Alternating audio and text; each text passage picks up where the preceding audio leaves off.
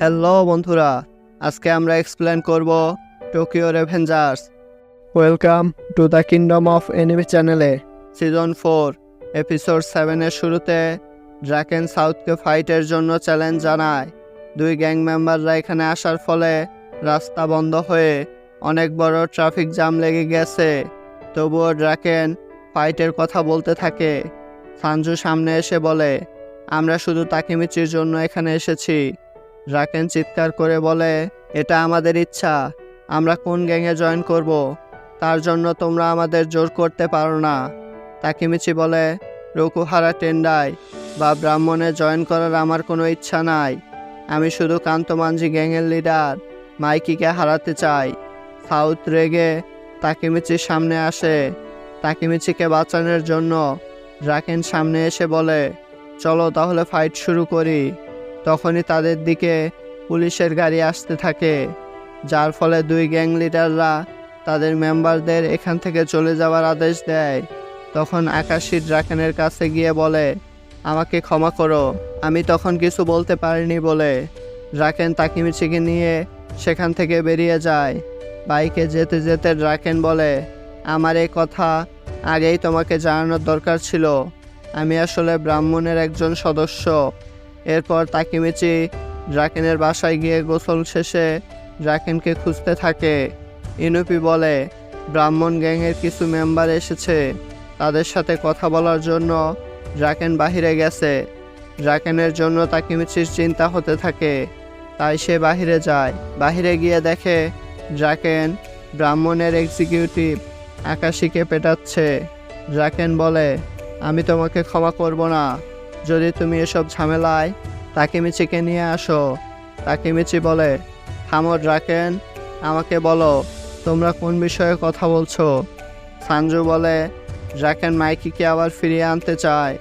ব্রাহ্মণ গ্যাং তৈরি হয়েছে কান্তমাঞ্জি গ্যাংকে ধ্বংস করার জন্য। আকাশী বলে, মাইকি দিন দিন আরও খারাপ রাস্তায় চলে যাচ্ছে, তাকে আমাদেরই থামাতে হবে, তাই আমরা ব্রাহ্মণ গ্যাং তৈরি করেছি।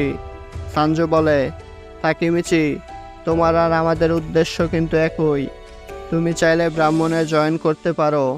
তাকিমিচি ভাবে, সবাই একসাথে চেষ্টা করলে মাইকিকে সহজেই ফিরিয়ে আনা সম্ভব, তাই সে ব্রাহ্মণ গ্যাংয়ে জয়েন করে। ড্রাকেন তাকিমিচিকে স্বাগতম জানায়। তখন সানজু তাকিমিচির কাছে এসে বলে, কাল বিকাল 3টায় তার সাথে দেখা করার জন্য, সে কিছু শপিং করবে। কথা মতো পরের দিন তাকিমিচি সানজুর জন্য অপেক্ষা করছে। তখন একটি মেয়ে এসে বলে, চলো তাহলে যাওয়া যাক। তাকিমিচি বলে, তুমি কে?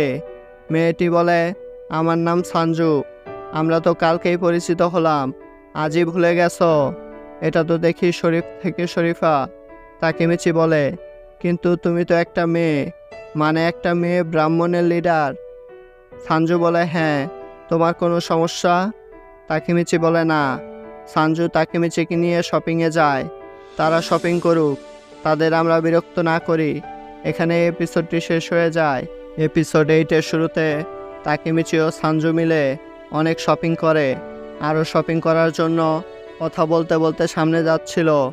সানজু বলে, আমার আরও ভাই রয়েছে, তাদের নাম হলো হারুশিও ও আকাশী। তুমি হয়তো হারুশিওকে চিনো, কারণ সে তোমাদের 5 ডিভিশনের ভাইস ক্যাপ্টেন ছিল। তাকিমিচি বলে, তার পুরো নাম কি? সানজু বলে, হারুশিও সানজু। সে কি এখন ব্রাহ্মণে রয়েছে? সানজু বলে, না, সে কান্তমাঞ্জি গ্যাংয়ে জয়েন করেছে, কারণ সে মাইকির সাথে থাকতে চেয়েছে। এরপর তারা বাহিরে এসে আইসক্রিম খায়। সানজু যাওয়ার আগে আইসক্রিমের লাঠিটি তাকিমিচির দিকে ছুঁড়ে মেরে বলে, আমি আবারও তোমার সাথে আইসক্রিম খাবো। তাকিমিচি লাঠিটি ধরার সাথে সাথে সে ভবিষ্যতের এক ঝলক বা ভীষণ দেখতে পায়, যেখানে সানজু মারা গেছে। তাকিমিচি তার পাশে বসে কান্না করছে। সানজু তাকিমিচিকে কথা দিয়েছিল সে সবসময় তাকিমিচিকে রক্ষা করবে। সে তার ওয়াদা রক্ষা করেছে।